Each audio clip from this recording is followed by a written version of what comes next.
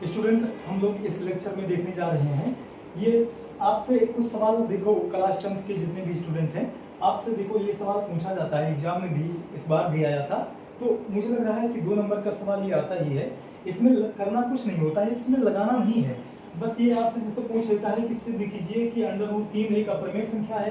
तो इसमें हम लोग प्रोसेस अपनाते हैं कि एग्जामिनर को किस तरह से समझाना है, वही वो चाह रहा है। क्योंकि ये लगाने वाला सवाल नहीं है, इसमें केवल हमको बता देना है कि क्या तरीका अपनाकर हम उसको सेटिस्फाई करवा रहे हैं कि √3 एक अपरिमेय संख्या है। तो देखिएगा स्टूडेंट, सबसे पहले हम लोग क्या काम करेंगे, सबसे पहले हल, उसके बाद आप मानेंगे, इसको मान लो, माना इसके विपरीत, √3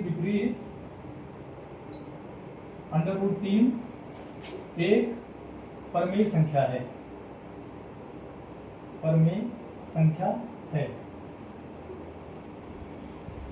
ऐसा इसलिए हम लोग कर रहे हैं क्योंकि ये जो √3 है ये एक्चुअली अपरिमेय संख्या बता दिया है कि सिद्ध करना है आपको।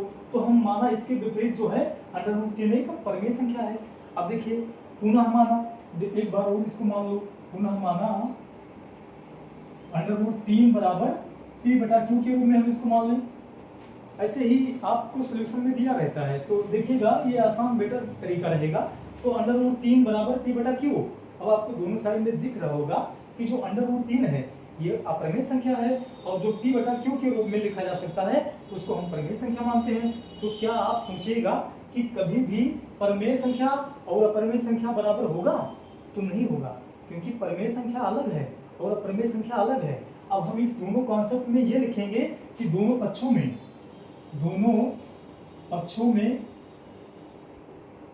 √3 एक अपरिमेय संख्या है, अपरिमेय संख्या है, तथा p/q एक परिमेय संख्या है, अब ये आपने जो लिखा तो इसी से पता चल जा रहा है कि दोनों में विरोधाभास है, क्योंकि एक अपरिमेय संख्या है √3 और जो p/q है एक परिमेय संख्या है, तो इन दोनों में विरोधाभास है। अतः इन दोनों में विरोधाभास है, इसलिए आप इस तरह से भी लिख सकते हैं, इसलिए √3 एक अपरिमेय संख्या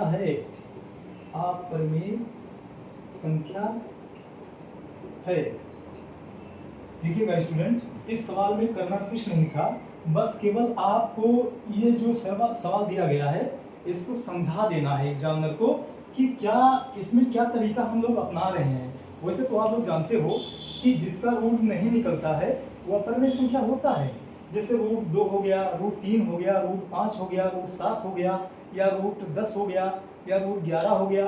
तो ये इन सबका पूरी तरह से रूट नहीं निकलता, तो ये अपरिमेय संख्या है। लेकिन एग्जामिनर आपसे पूछ रहा है कि किस तरह से सेटिस्फाई आप कर पा रहे हो, क्योंकि एग्जामिनर जो होता है वो चाहता है कि आप मतलब जब ये आप एग्जाम में आओ, इसको लगाओ, तो वो ये सोच रहा होता है कि आप कितना अच्छा एक्सप्लेन कर रहे हो।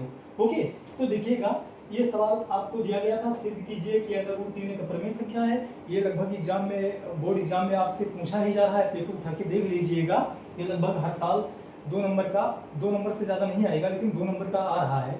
तो इसका कॉन्सेप्ट क्या है, माना इसके विपरीत √3 एक अपरिमेय संख्या है। अब देखो, पुनः माना, ऐसा हम लोग इसलिए कर रहे हैं समझाने के लिए, तो √3 बराबर p/q ऐसा मान लेंगे। उसके बाद हम दोनों पक्षों में लिखेंगे कि √3 एक अपरिमेय संख्या है तथा p/q एक परिमेय संख्या है। अब आप देख रहे हो कि भाई एक परिमेय है दूसरा अपरिमेय, तो जाहिर सी बात है दोनों में विरोधाभास है। क्या आप देखो, इसको समझने के लिए क्या एक बात बताइए कि √3 और बराबर 3 ये दोनों सेम है?